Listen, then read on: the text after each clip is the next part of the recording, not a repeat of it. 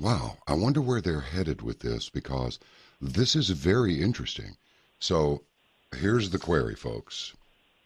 What happens when you take an aerospace engineer, a synthetic bioorganic chemist, medical doctor, and retired naval officer who's done all this stuff that he just relayed to you, and combine that with people with a smartphone, tablet, or PC downloaded with the free interactive election polling app connected to a bidirectional terabyte per second quantum tunneling technology built on a proprietary Blackridge data encryption platform supported by the world's most advanced FlexCloud data management system, encouraged by a group of extremely trusted leaders addressing audiences of 100 million plus people a week.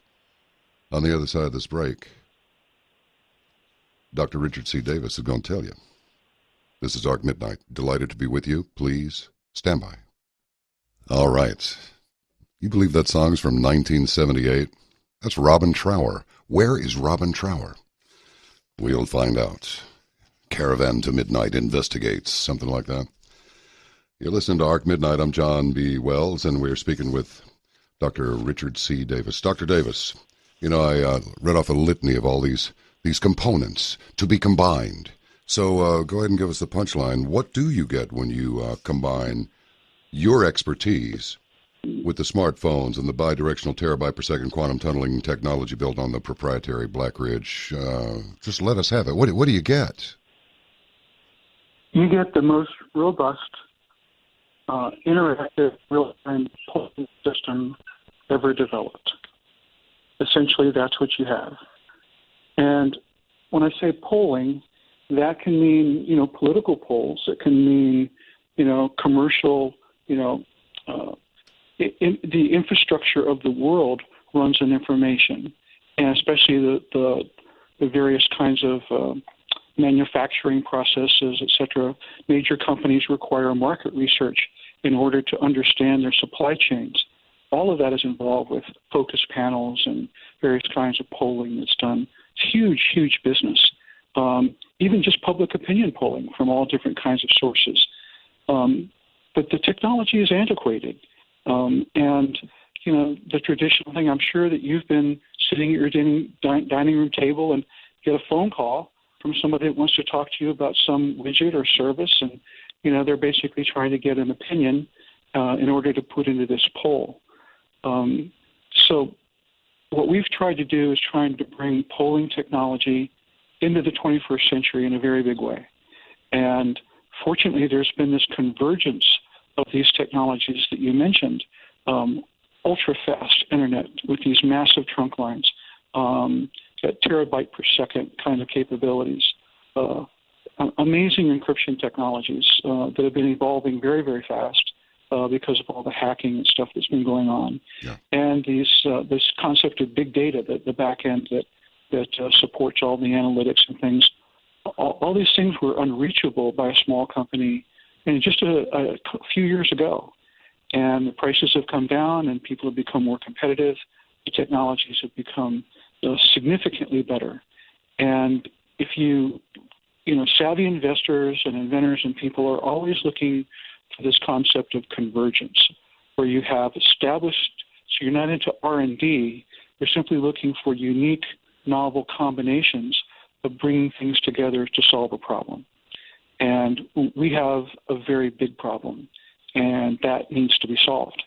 And that's, I guess, why I'm on your show tonight and what I'm going to be talking about for a long time, because it's a very difficult problem.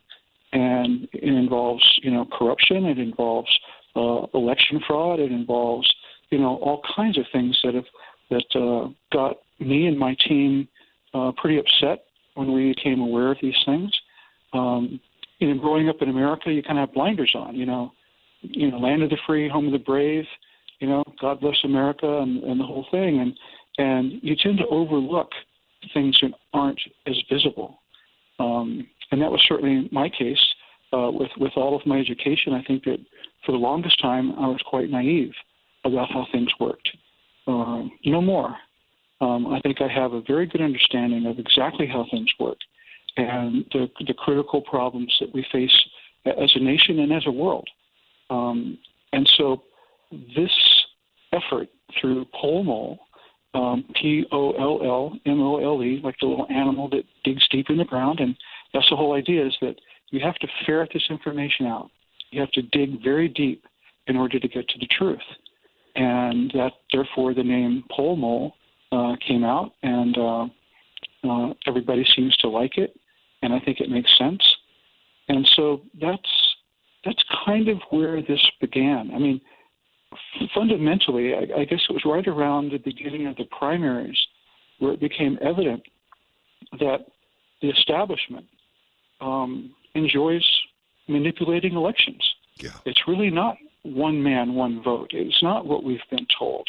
I mean, the Republican elite went after Donald Trump, and Hillary and her group went after Bernie Sanders with a vengeance. And they have these amazingly complex rules and all the superdelegates and all this other stuff that is designed to get in the way of the people's will.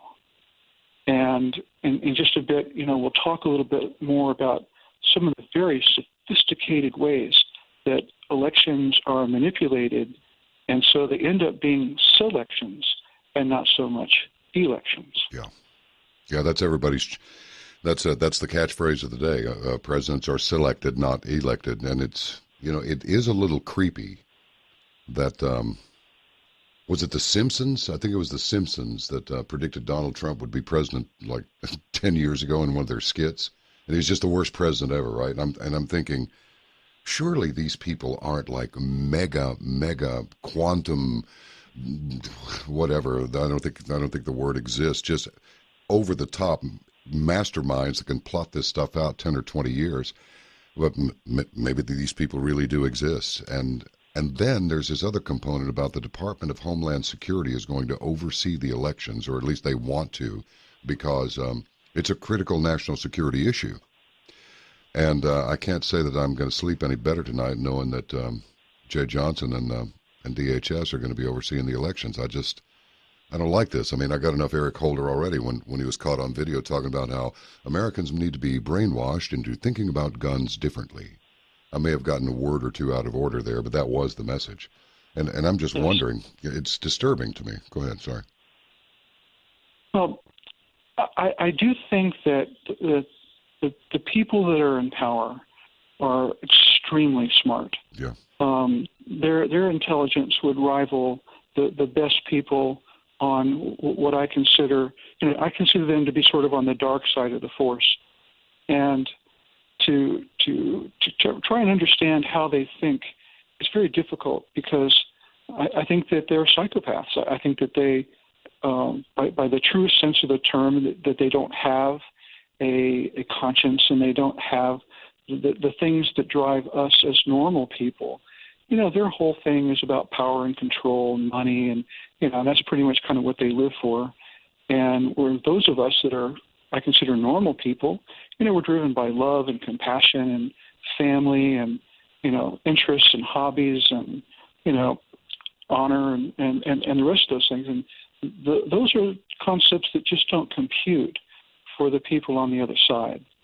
And my sense is that they do have very long-range plans, and that they own the money, and they own the major corporations, and it's sort of like the George Carlin skit. They got you by the balls. I mean, it was a fantastic litany that he went into, but it was pretty accurate, I think.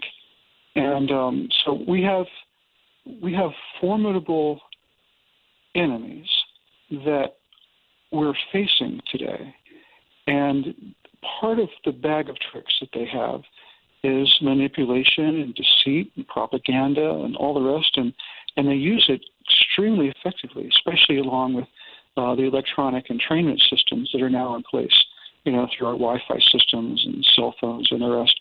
So it's very sophisticated, and it's probably a whole topic for another, 5 or 6 shows. But the reality is we face a very dedicated, very aggressive group of people that have a completely different agenda for us and our planet than the average person.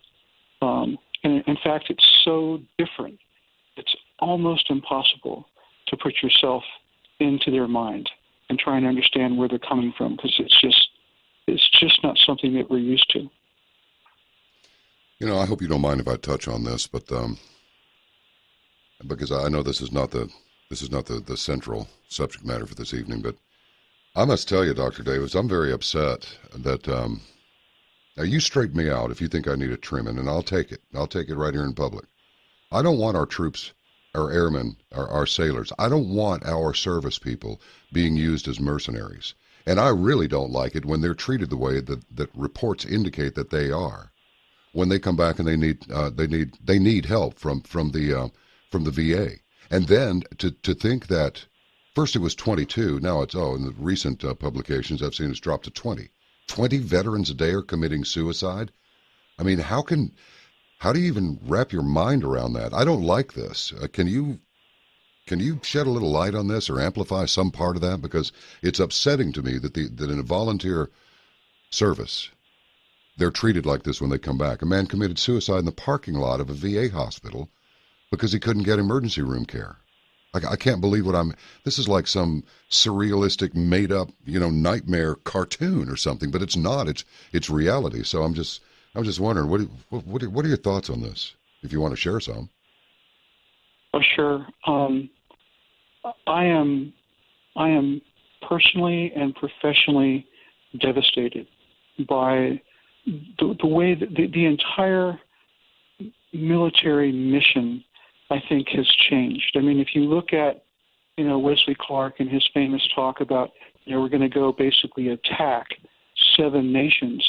We went from being the defenders of freedom and the defenders of democracy and the beacon of the world to probably one of the most hated nations on the planet, because we're now engaged in wars of aggression that have nothing to do with our sovereignty or our security, but everything to do with Wall Street profits and what the big banks want.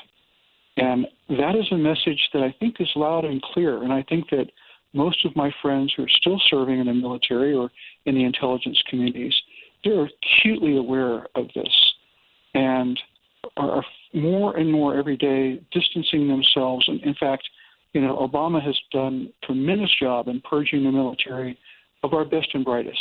All he has left at the top, I should say, is the people that will follow the protocol, follow the agenda, and whose careers are more important than their oath. And I think that's shameful. I think it's sad. And the military mission has put our young men and women into harm's way again and again and again. I mean, the multitude of tours in combat, in country, is unprecedented. There's never been a time when you've had this kind of exposure to this kind of lethality. I mean, the technology is horrific. The kind of damage that's done, not just the physical, but the psychological damage that's done to our troops. And when they come back, they're a mess. They're a mess. It's almost impossible for them to be normal, at least for a while. The nightmare that they lived and the false pretense that they were recruited under and trained under, and when the reality sets in, that, just like you said, they become a mercenary force, working for the big banks and Saudi Arabia and others on an implicit mission to destabilize, half the world. Mm-hmm. Certainly where all the resources are, because it's easier for the big corporations to come in and scoop them up. So I just feel that, so we send them over there into the meat grinder and then bring them home finally and then provide them no care. It is a recipe of disaster. And, having run many companies, and I believe this to be the case in every situation I've seen, when things are bad, you have to know that the fish rots from the head. Yeah. And all you have to do is look to the top to see where those instructions, where those orders, those policies, those decrees are coming from. And the trickle-down effect throughout the entire organization And the government, you know, the buck stops here. It stops at the president's desk. And I have to place the full responsibility and accountability on the President of the United States and his senior staff for this inhumane, criminal debacle that they've placed our troops in. I just think it's appalling. So you asked me for my opinion. That's my opinion. I am so happy to hear you express it, and you just expressed it to a lot of people. So maybe we can gather some momentum. You know, it'd be nice to, there are so many things that we need to deal with. It seems like desperately would probably be a good word, but we can't, but we can work on some of it. And the thing that seems to be coming down the pike the quickest, some people say it's World War III, but I don't agree necessarily, not at this time. But I reserve the right to change my mind. But this election coming up here,